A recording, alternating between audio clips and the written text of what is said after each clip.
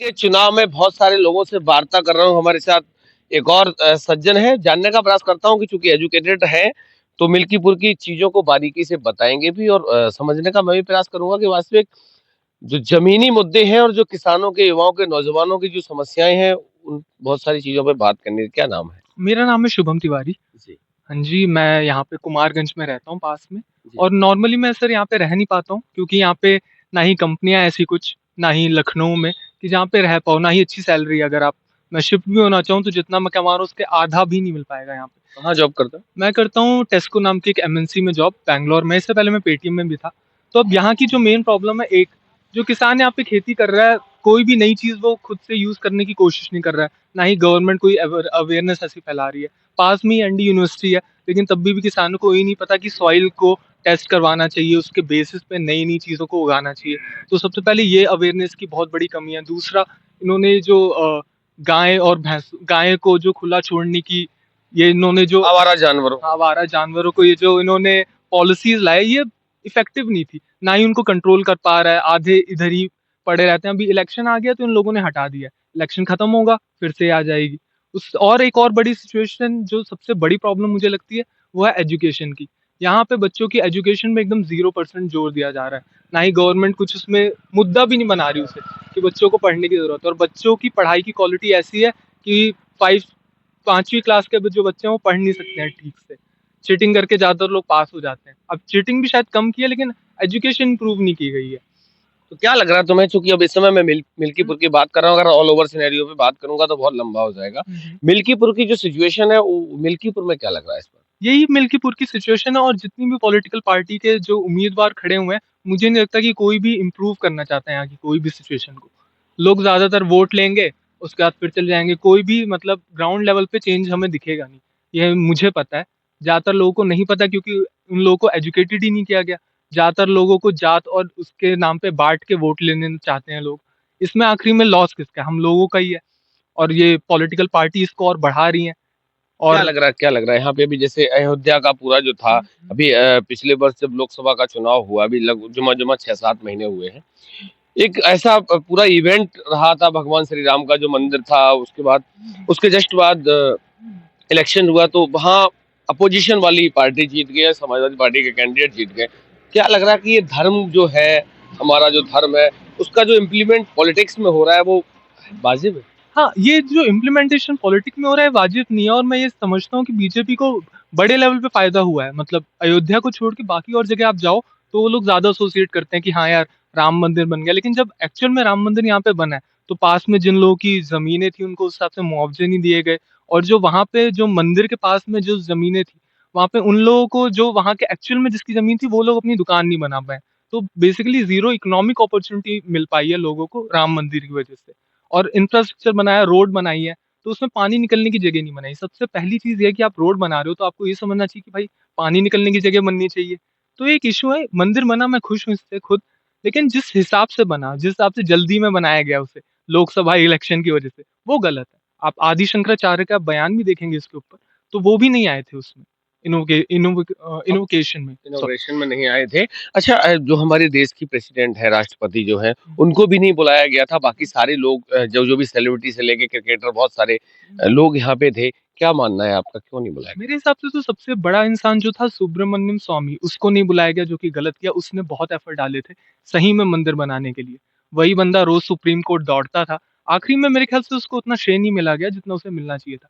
चलो, प्रेसिडेंट को नहीं बुलाना चाहिए था, लेकिन जिस इंसान ने सही में एक्चुअल में काम किया उसके लिए, उसको एकदम से मतलब हटा देना, ये गलत बात है। अच्छा, एक फोटो देखा था सिनेरियो जिसमें मोदी जी का फोटो बड़ा था, भगवान का फोटो छोटा था, वो हाथ पकड़ के ले जा रहे थे। गाना भी सुना होगा, जो राम को लाए हैं हम उनको लाएंगे। हाँ, ये सब तो देखिए पॉलिटिकल पार्टीज को करना ही पड़ता है। लेकिन दिक्कत इसमें लोगों की है कि लोगों को एजुकेटेड नहीं है प्रॉपरली तरीके से, तो वो लोग जो देखेंगे वही समझेंगे।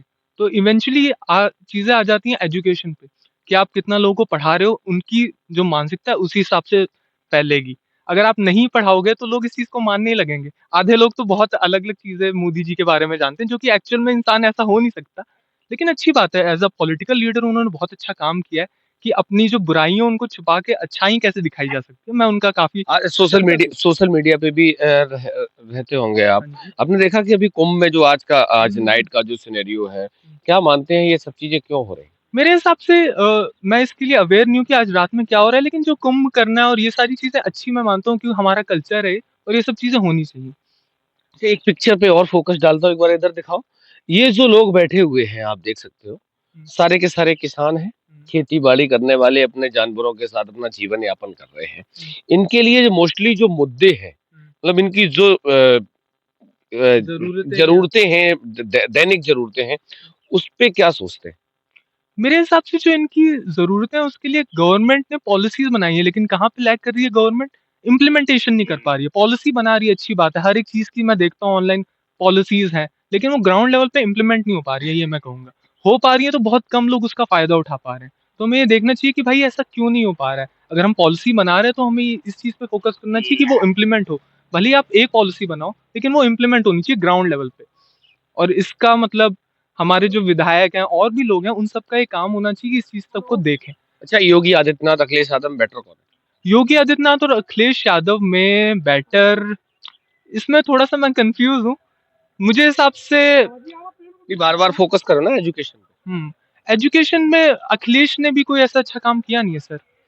नहीं, किया एजुकेटेड की बात कर रहा हूँ मैं, एजुकेशन की बात नहीं कर रहा, क्योंकि एजू मैं ये नहीं मानता सर कि जो इंसान एक एजुकेटेड है वही जाके एक मंत्री बन के एजुकेशन ला सकता है। एजुकेशन तो बस काम है आपको समझदारी बनाना। योगी इज बेस्ट। मैं कह सकता हूँ क्योंकि उनके टाइम पे ऐसा टॉप लेवल करप्शन देखने को नहीं मिला और ठीक लगता है मुझे योगी और अखिलेश भी सही लगते हैं अगर वो पॉलिटिकल पार्टी में आए। बहुत सारे उन्होंने ही चीजें इम्प्रूव कराई थी जैसे कि ये मेट्रो की शुरुआत ये सब चीजें भी उन्होंने कराई थी लेकिन कहीं ना कहीं मैं देखता हूँ चाहे ये अखिलेश की सरकार में एजुकेशन जो सिस्टम था ना काफी बर्बाद हुआ है सर। उस टाइम पे चीटिंग वीटिंग कुछ ज्यादा होती थी। मेरे ख्याल से जब योगी जी आए हैं तो एजुकेशन कंपैरेटिवली थोड़ा सुधरा है। ये नहीं क्या सुधार हुआ बताओ? चीटिंग थोड़ी कम हुई जो मुझे ऐसे ग्राउंड लेवल पे देखने को मिलता है। मैं बच्चे से पूछता हूँ अब चीटिंग होती है तो उनका कहना है कि अब पहले के मुकाबले चीटिंग नहीं होती है। तो मेरे हिसाब से जो बेस्ट इंसान था एजुकेशन के मामले में वो थे कल्याण सिंह। कल्याण सिंह के टाइम पे यूपी की एजुकेशन जो पॉलिसी थी वो बहुत जबरदस्त थी।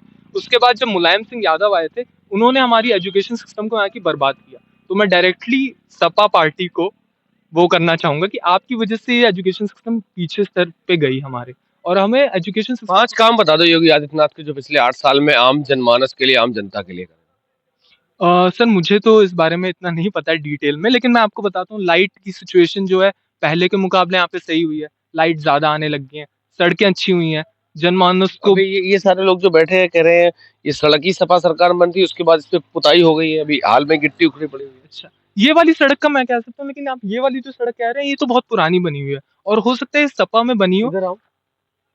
हाँ, कंटिन्यू।